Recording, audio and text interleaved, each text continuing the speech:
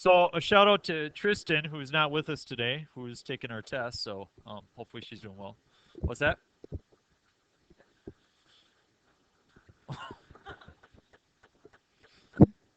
She's still alive. She's right there. All right. Did we talk about y equals e to the x yesterday? Okay. So uh, here's part of what we want to address today is the graphs of y equals log of x and y equals natural log of x. Okay.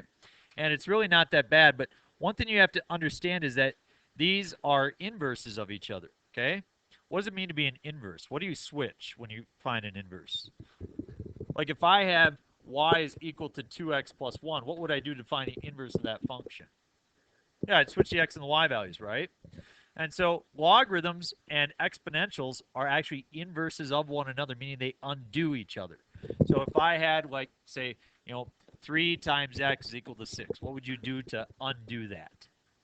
You divide by 3, or you would multiply by 1/3. Either way, those are inverse operations of one another. If I had an x squared is equal to 9, you would square root both sides because you say, well, this is going to make that go away, right? You're just going to end up with the x equals. Well, the fact is that logarithms and exponentials, they undo each other as well. And so I hadn't done the natural log stuff and the e stuff with the other classes, so that's why I had it back up there. I forgot I had done it with you, so let's move forward right here. So your second page of notes, that's where we introduce this logarithmic piece. And what log base a means is a, so it's a base to some power is equal to x. So logarithms find exponents. That's the whole idea, which is kind of challenging to do. But because they are inverse operations, this is a really important point to focus on right now. If we were to rewrite log base a of a to the x, that means a to some power is equal to a to the x. So what is that something? That something is x. So here's the big idea. Are you ready for this? Logarithms and exponential functions that have the same base are inverses of each other, meaning they cancel each other out. And you are simply left with the exponent. Try it again. Suppose you had log base 9 of 9 to the x. Those cancel each other out. You're left with x.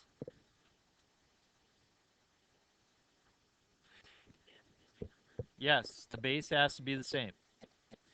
Say you have a to the log base a of x. Those cancel each other out, and you're just left with x.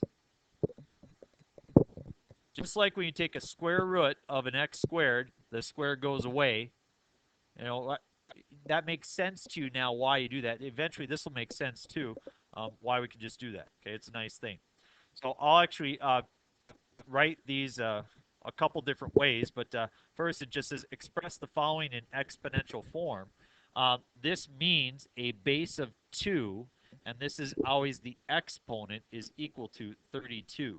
I think that your wonderful teacher last year probably circled the base and said loop it around. So 2 to the 5th is 32, right? Something like that. I'm just going to apply the property, and you don't have to do this. You do not have to do this, okay? But I'm going to apply the property that I showed above there. Log base 2, I'm going to rewrite 32. It's 2 to the 5th power, correct? Everybody agree that 32 is 2 to the 5th? So see, those cancel. Gives you that 5. That's that operation. That's what's happening. So there's kind of a couple different things going on. Let's rewrite this one. This would be 6 to what power? 12 to the... And this is actually not true. I forget to change this every year. It's supposed to be 5. 3 to the 5th is 243. Now we get this weird ln thing. Anybody know what ln stands for? Natural log. Okay? And that's a logarithm of base e. What is e? E's that number, that 2.71. So this literally reads, go to class. This literally reads log base e of e is equal to 1. That's what this reads. But in mathematics, because the base of e is used so often, they don't write log base e. They just write natural log of e is equal to 1. Okay? So what this means is e raised to the first power is equal to e. So how would I rewrite f? What's the base? What's the exponent?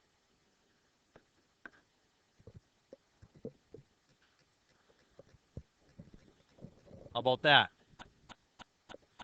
Okay. Let's do the opposite. Let's rewrite these in logarithmic form. So I'd have a log with a base of 2. And you sometimes forget what to write, okay? I always think of logarithms solved for exponents. So the 4 is going to be there. Logarithms give us the exponent.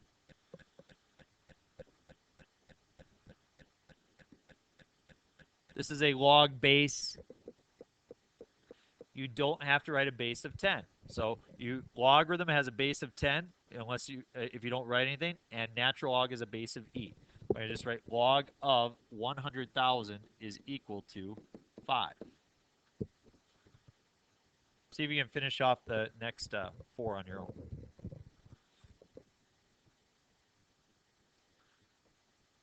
A lot of examples today in class, but they're pretty quick examples, so we're going to be able to get through the notes pretty quickly.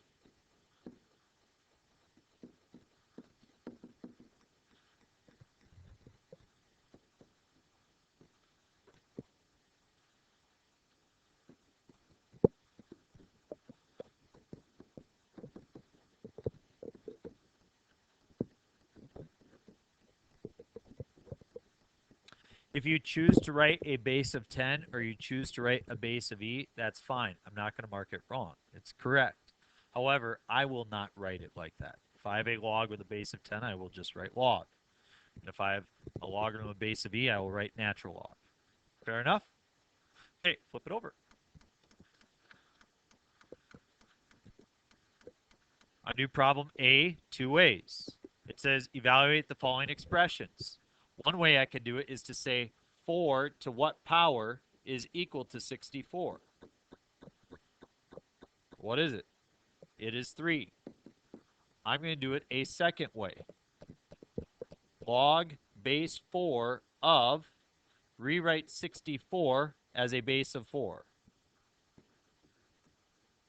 All right. And as I write it like that, you can see these are inverse operations. They cancel each other out. You get 3. And again, you might be like, I really don't like that you're doing that, Mr. Gintz. Trust me, I have to teach you that because we need to solve logarithmic and exponential equations later on, and we have to use inverse operations. We have to get used to that idea. In this problem, you would say 3 to what power is 1 over 9? What do you think? Yeah, negative 2. And so if you rewrite that, log base 3 of 3 to the negative 2, you can see that those are inverse operations. They cancel each other out. They give us negative 2. I can see that in C, you already have an 8 written. What is the exponent on the 8 right now? It is a 1, so they cancel each other out. You get 1. So now we can apply that inverse property rule to letter D. What's going to happen? Yeah, those are going to cancel out. Leave you with x plus y. In letter E, the 3 log base 3 cancels out. It leaves you with 7. In F, 1 over e squared is not written with a base of e. I'll write it with the base of e. E to the what power? Negative 2. So therefore they cancel out. I'm given negative 2.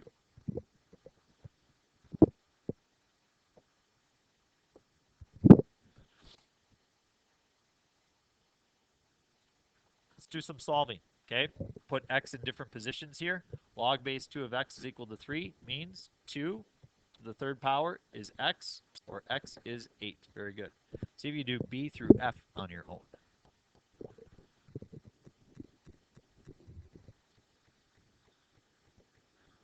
For letter D, did anybody write 7? Yeah, and that would be very normal. In fact, when I first wrote the problem, my intention was to come up with 7. And then when I actually went through the notes that day, 5 years ago, I didn't come up with 7. Because as you write it, it's a base of x to the 1/2 power is equal to 49. This has been a nice problem to kind of show people you can't just look at the two numbers, you got to work it through. So you square both sides, you get 2,401. Log base 2 of 0. Take out your calculators and let's see what we get. Your calculators have logarithm and natural logarithm buttons on it. Some of your calculators, you're maybe even allowed to change base. Mine, I really don't have that option. But you can see these two keys right here, logarithm. And if you type in 0, it doesn't matter whether the base is 2 or 8 or 15 or 10, you can see that you have a domain error, okay? It doesn't like the fact that you plugged in the 0. You could try natural log of 0, and it doesn't like that either. So that's an issue. So you cannot take the logarithm of 0. In fact, you can't take the logarithm of any negative numbers, and we're going to see why here in just a second. Our very last example that we had here, you should come up with 1 over 10 or 1 over 1,000. Any questions on those pieces? Okay, then let's flip over to, now we want to start looking at the graphs on this page right here. And I have now shared with you that exponential functions and logarithmic functions are inverses of each other, meaning that one undoes the other. One undoes the other, okay? So, if they are inverses of each other, the domain of one becomes the range of the other, and the range of one becomes the domain of the other. The x becomes the y, and the y becomes the x. So, if we consider that, then I'm going to list the domain, the range, and the asymptote by just looking at this graph here. This graph had a domain of all real numbers. What does that tell us about the range is all real numbers? Here, the range is y greater than 0. So, domain will be x greater than 0 because the x and y values switch. Here, the asymptote is y equals 0. So here, the asymptote is x equals 0. Here, it passes through the point 0, 1. So this function will pass through the point 1, 0.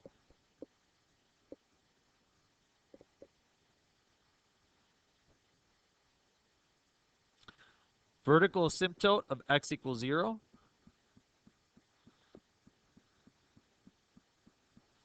It looks like that. Remember that as we talked about inverses, they are reflected over the line y equals x. And so if you were to reflect that over that line, you could see that you come up with this graph right down here. Does that kind of connect the two a little bit together for you? Okay. It looked like you maybe bit into a bad apple or something. It's like, okay, all right, got it. All right. Natural log is going to be the same thing as log base A.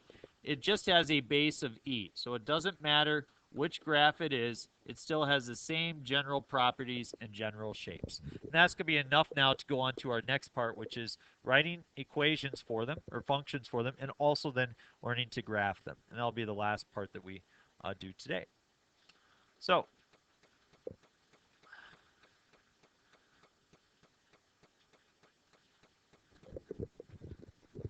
notice that we want to write functions of the form y equals log base a of x, otherwise known as y equals log base whatever you want, say 3 of x, okay? That's what we're shooting for, something of that form.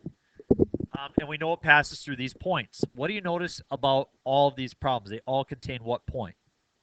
1, 0. And that's because of what we just set forth in our last example, looking at those parent functions. So what I can do then is I can use a secondary point to determine what the value of a is.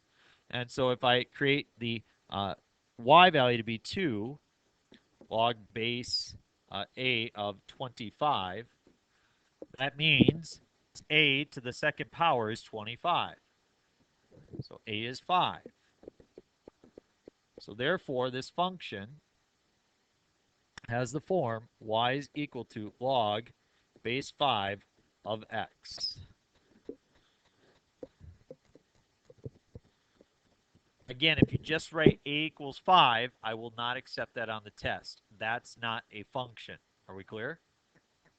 Okay, do B, D, or B, C, and D on your own.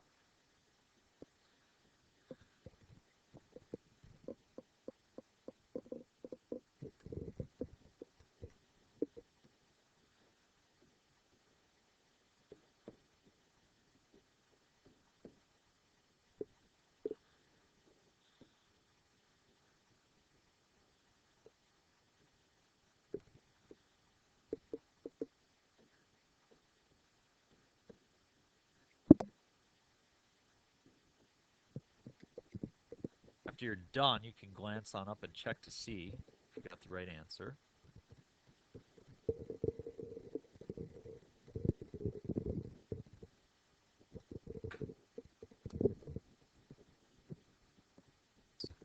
Now you'll understand why we took so much time to go over transformations. Here we have a lot of graphs that are going to require for us some transformations. And so we have this here. It says state the domain, the range, the asymptote, and then 1 point on the graph. Well, if my graph has a parent function looking like this,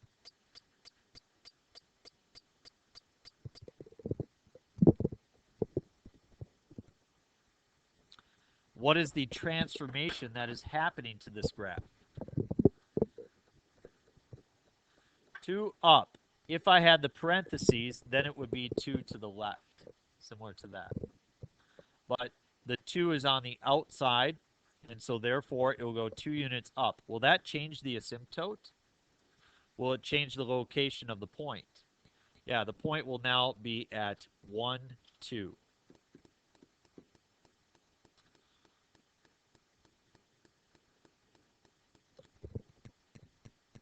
Everything else is pretty much the same. The domain, the range, and the asymptote.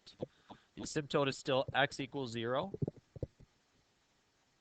So what is the domain? X greater than 0. What is the range?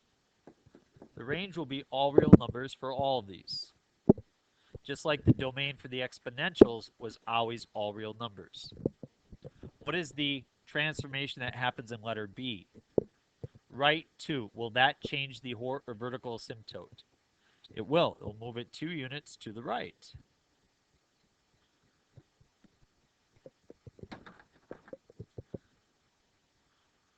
And the point now will go through 3, 0 instead of 1, 0 because it's 2 units to the right.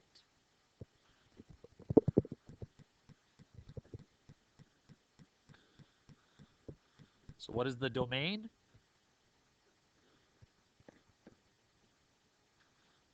X greater than 2, yep. What is the range? And the asymptote is going to be x is equal to 2. Ooh, C looks more difficult, doesn't it? How many transformations do I have there? I have 3. It doesn't matter that it's natural log. I will treat it just the same as I did the others.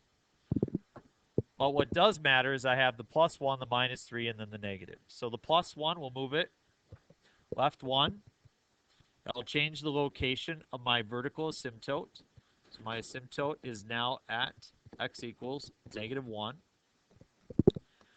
Where does my point go? It moves from 1, 0 to what? 0, negative 3.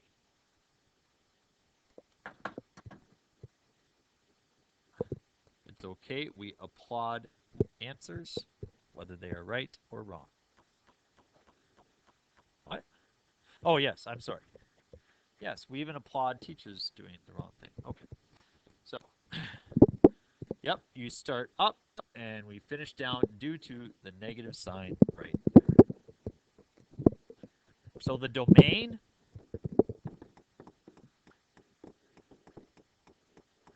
and the range, all real numbers. Good.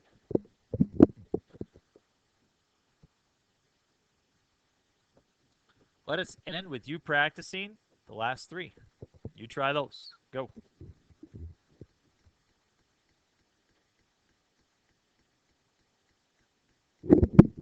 Okay, work through those up on the board. You have a chance to check to see if you got them right.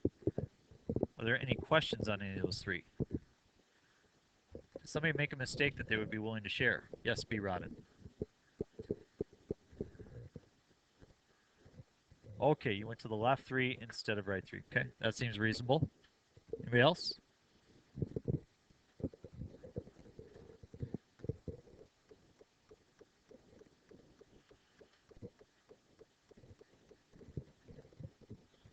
Okay, got it, got it. Okay, yeah, I forgot to put my negative on that coordinate there, but so you actually went back one more. Okay, that's a very normal mistake people will make. Okay. All right, your assignment. You have the rest of the hour to work.